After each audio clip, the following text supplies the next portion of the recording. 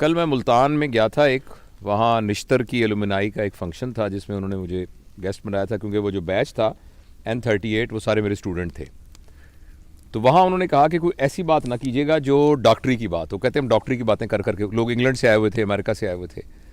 तो मैंने उनको ये बताया और मैंने वीडियो अपलोड भी की है कि वेल बीइंग है ना, कि इंसान खुश है, उसका क्या क्राइटेरिया है जिससे पता लगे कि इंसान खुश है। उसमें से एक क्राइटेरिया ये था कि इंसान की सेहत अच्छी होनी चाहिए। अगर इंसान की सेहत अच्छी ना हो तो वो वेल बीइंग क्या है, फर्ज करें उसको बहुत सारे पैसे हैं, उसकी बहुत बड़ी गाड़ी है, उसका बहुत बड़ा घर है, लेकिन अगर उसकी सेहत ठीक नहीं है। अच्छा, उन्होंने पूछा जी सेहत ठीक करने के बारे में बताएं। मैंने कहा जी उसमें से जो अहम है ना वो 4 बातें हैं। पहली बात यह है कि आप खाना प्रॉपर खाएं, और दूसरी बात यह कि रोज़ाना एक्सरसाइज करें, और तीसरी बात जो थी कि प्रॉपर स्लीप होनी चाहिए, और जो चौथी बात जिसके बारे में मैं आपसे बात करने चला हूं वो है लेजर टाइम। लेजर टाइम क्या होता है? जो आप दुकान पे बैठते हैं वो लेजर टाइम नहीं है, जो आप शॉपिंग करने जाते हैं वो लेजर टाइम नहीं है, जो आप फर्ज करें मैं सर्जन हूं, मैं ऑपरेशन को बड़ा एंजॉय करता हूं, मगर ये भी लेजर टाइम नहीं। Work time is not a leisure time. Leisure time वो होता है जिसमें आपका कोई एजेंडा ना हो। आपने जैसे हम यहाँ आए हैं ना, हमारा कोई एजेंडा नहीं है, हमने बैठ के किसी खास मौजू पे डिस्कस नहीं करना, हमें पता भी नहीं हमने किस मौजू पे। तो अपने दोस्तों के पास जाना, अपने प्यारों के पास जाना और जाके उनके साथ बैठकर बगैर किसी मौजू के बात करना, ये वो बात थी जो पुराने ज़माने में बैठकों में हुआ करती थी। अगर आप किसी गांव में जाएं तो गांव के अंदर एक जगह होती थी, चौपाल जिसे कहते थे, वहाँ चारपाइयाँ पड़ी होती थी, लोग आके वैसे ही बैठ जाते थे, हुक्का पी रहे हैं, गप्पे मार रहे हैं, और कोई पर्पज़ नहीं है, बस बैठे बते मारे। ये है लेजर टाइम।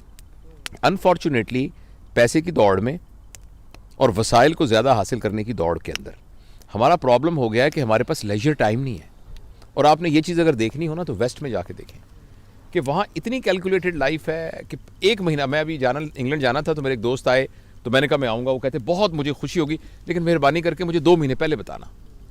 अच्छा, हमारे गाँव में ये होता था कि जैसे पंजाबी में ना पैण ये कह के दरवाज़ा खोल के अंदर चले गए। पैण भी ज़ोर से इसलिए कहते थे कि अगर किसी ने पर्दा वर्दा ना किया हो, सर पे दुपट्टा नहीं है तो वो ले लो। और मुझे याद है मेरे वालिद साहब, वो हम मुल्तान में रहते थे, फिर इस्लामाबाद में भी, कि उनके दोस्त आते थे, रोज़ शाम को दोस्त आते थे और वो आके बैठक में बैठ जाते थे। मुझे कभी हम उनके घरों में जाते, मैं चूँकि अकेला माँ बाप का बेटा था तो अबू मुझे भी साथ ले जाते थे। वहाँ वो आराम से बैठे थे, गप्पे मारते थे, कहानियाँ सुनाते थे। वो लेजर टाइम जो है हमारी लाइफ में से निकल गया, और हमें कोई ना कोई इस बात का ज़रूर एहतमाम करना चाहिए। और मैं इस बात को अंडरस्टैंड करता हूँ कि ये रोज़ मुमकिन नहीं है क्योंकि आपके पास वर्क, लेकिन कम अज़ कम हफ्ते में 1 दिन, 15 दिन में 1 दिन। और दूसरा, हमारे माशरे में ना हॉलीडेज़ का रिवाज नहीं है। वेस्ट में आप देखिए, जो भी बंदा अपने वेल कहेगा, well I have my children are working, I have got my own house and I have a decent holidays. तो डिसेंट हॉलीडेज़ होना जो है ना वो एक क्राइटेरिया है वेल बीइंग का। लेकिन हम आजकल हमारे इस माशरे में ना हॉलीडेज़ का कॉन्सेप्ट नहीं है।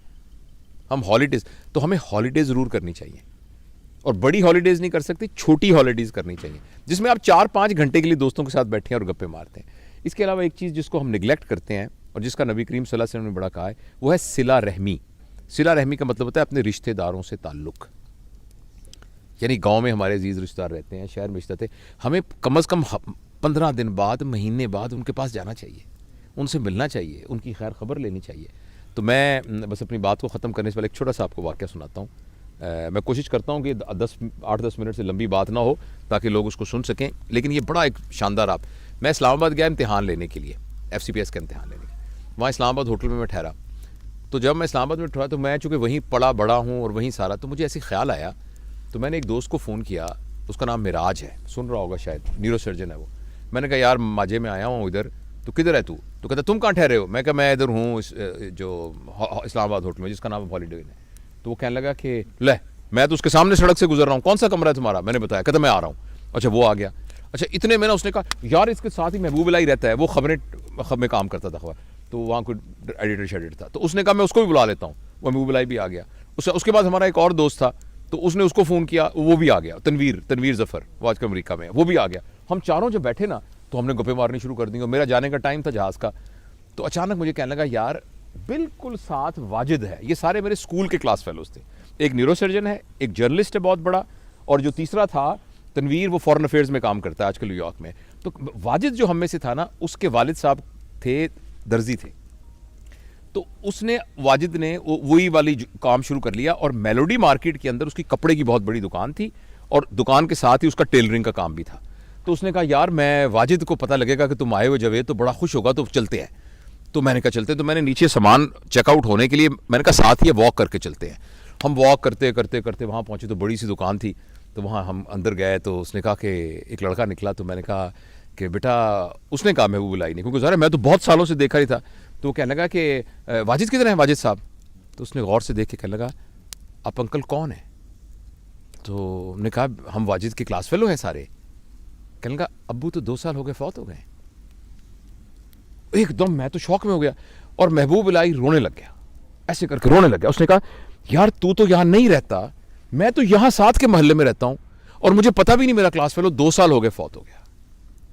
तो एकदम ना फिर मैंने उस बच्चे को गले लगाया। मैंने कहा बेटा तू हमें बिल्कुल नहीं जानता, हम तेरे चाचे हैं हम और तेरे अब्बा के दोस्त थे। और बड़ा फिर बैठ के हमने फातिहा पढ़ी और वापसी पे हम सब ने ये फैसला किया कि यार ज़िंदगी का क्या पता है, तो जब तक हम जिंदा हैं हमें अपने दोस्तों से, मिलने वालों से, ताल्लुक़ वालों से राब्ता नहीं मुनक़ता करना चाहिए, उनको मिलते रहना चाहिए।